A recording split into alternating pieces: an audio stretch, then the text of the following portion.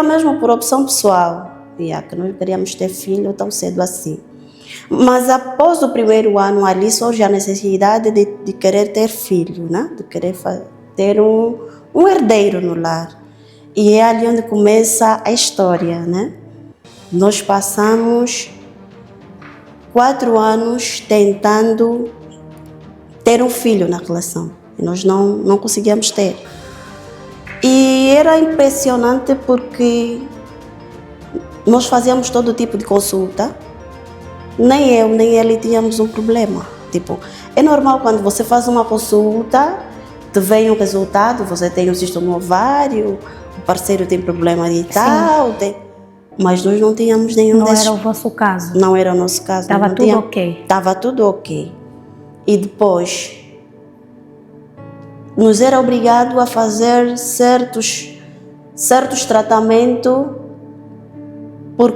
de forma empírica. Quando você não está a conceber, tem algum problema. Se calhar algo é porque tem que fortalecer Sim, B. era a ideia dos médicos. Exatamente. Tanto é que a última doutora que me acompanhou já até o fim, né, que é a minha ginecologista atualmente, numa das suas análises, quando ela chamou o enfermeiro dela, ela disse, olha, é complicado a história dela, né? Eu falo para o enfermeiro, é complicado a história da Inês, porque nós não vemos nada assim para ter que dizer que este é o problema. Ela tem a menstruação regular, ela alimenta sem condições. Epá, tá tudo para bater certo. No auge da idade, tá tudo para bater certo para ela ter que ter filho. Mas por que não existe? E um certo dia, estava em minha casa, no meu quarto a meditar, surgiu-me a história de Jesus, daquele cego de nascença. Quando Jesus passava naquela cidade, a Bíblia narra que os discípulos, ele grita a Jesus, né? Que ele seja curado. Os discípulos questionam Jesus. O que aconteceu para que esse homem fosse cego? Será que seus pais pecaram? Será que ele pecou? Quem pecou? E Jesus dá uma resposta a ele.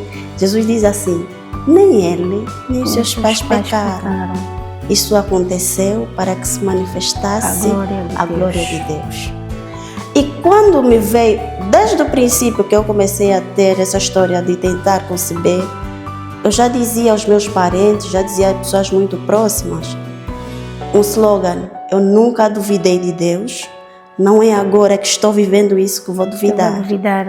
Se no passado Deus honrou a minha fé, se no passado Deus ouviu as minhas orações, não é agora que eu vou pedir por um filho que Deus não vai me dar. E eu tinha toda a certeza que eu conceberia. Eu não tinha... Quando eu ia talvez fazer alguns tratamentos, as pessoas me davam respostas negativas, tipo, porque já chegou o enfermeiro a me dizer, olha, eu vou terminar de fazer a minha licenciatura, se me permite, eu quero que a tua vida seja um ramo de estudo para mim. Eu vou apresentar o teu caso aos meus colegas como estudo. Porque é incomum a tua história. Nunca se viu, para nós, assim que estamos a acompanhar aqui, uma história semelhante à tua. Tipo... Alguém que não tem, aparentemente está tudo bem, tem todos os condicionamentos para gerar, entretanto não está a conseguir gerar. Certo, e depois o que levou, ele pediu-me assim, eu disse que à vontade, né? Que aceitaste ser objeto de estudo? Eu disse à vontade. Deles. Mas eu sabia, em tudo isso que eu estava a viver, que era um propósito de Deus para usar a minha vida para impactar outras pessoas. E eu aceitei ele fazer.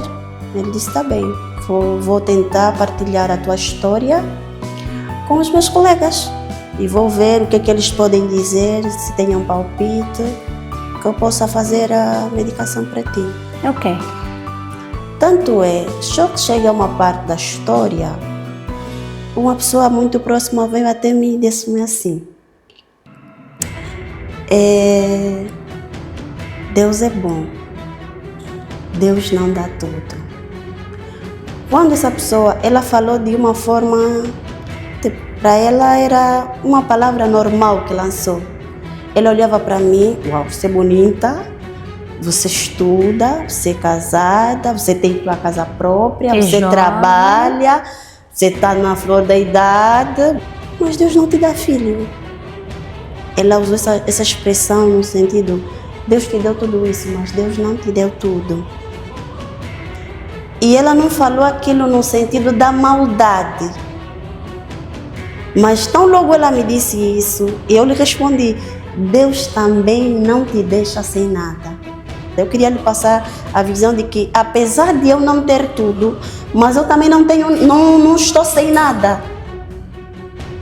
E aí, dali em diante, eu comecei a colocar um projeto, um desafio meu na minha cabeça. Eu disse, não, eu preciso fazer.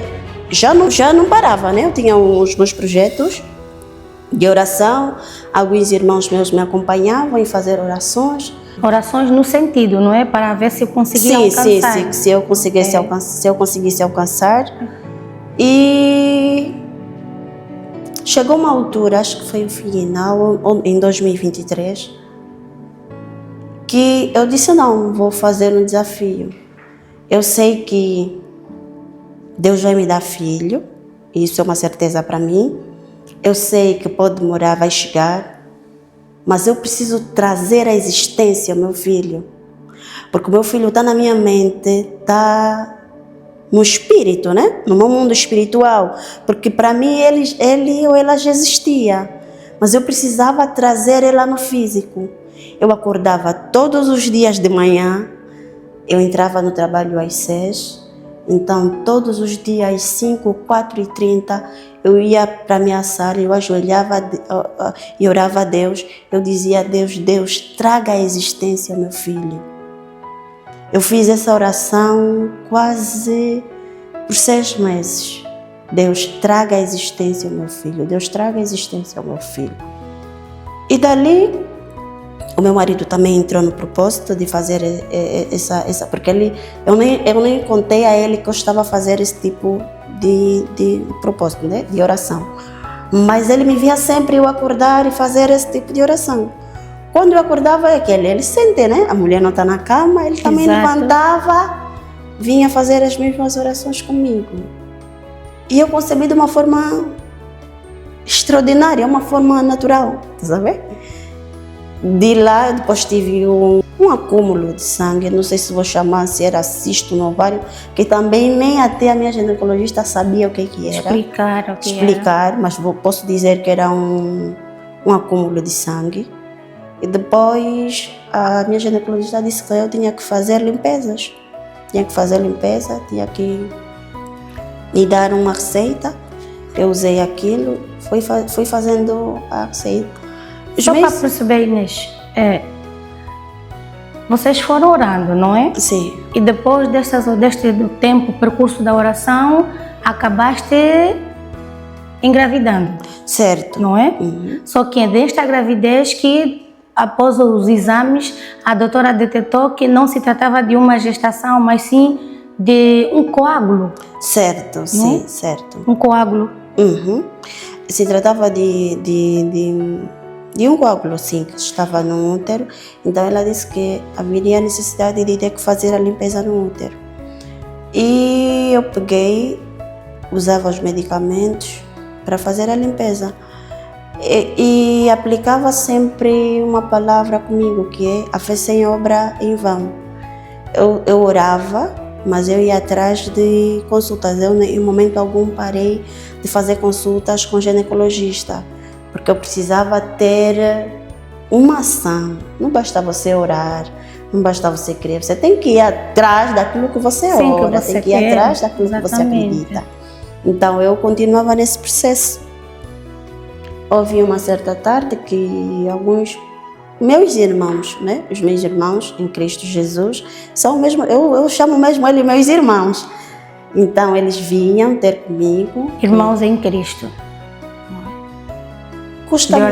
custa-me dizer isso, porque na verdade são mesmo meus irmãos. Irmãos biológicos mesmo. Certo, são sim. Ok, sim.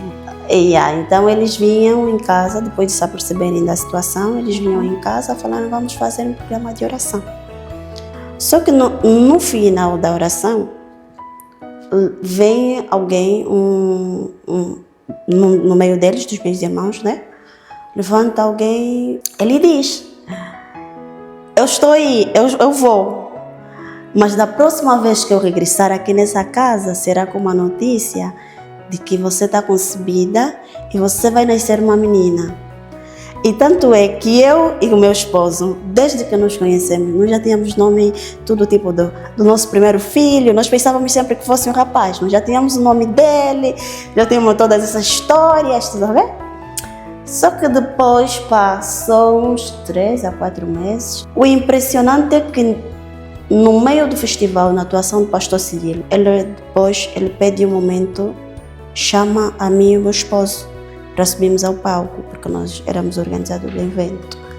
Ele chama-nos e ele ora para nós de forma pública e pede a todo o pessoal para orar para nós.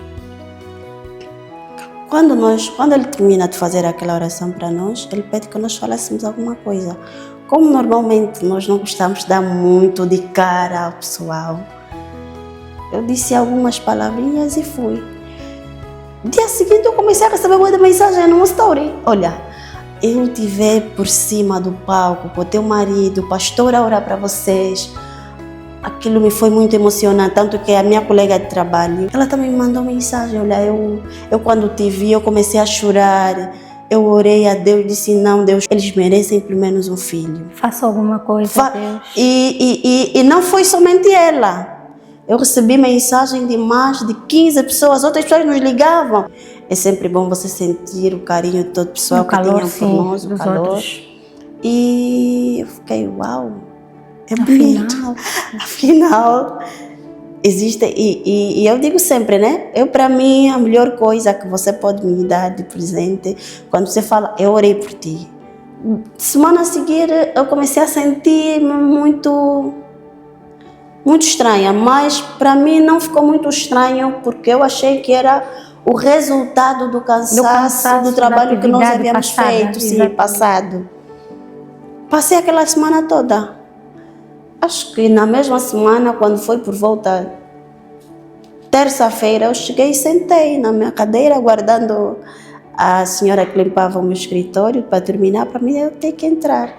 O meu colega veio, assim do nada disse, essa Inês está muito mal, essa Inês la engravidaram. Banhava já no quintal, porque me dava preguiça já banhar na casa de banho para ter que limpar. Então banhava no quintal, depois de banhar, deitava no chão.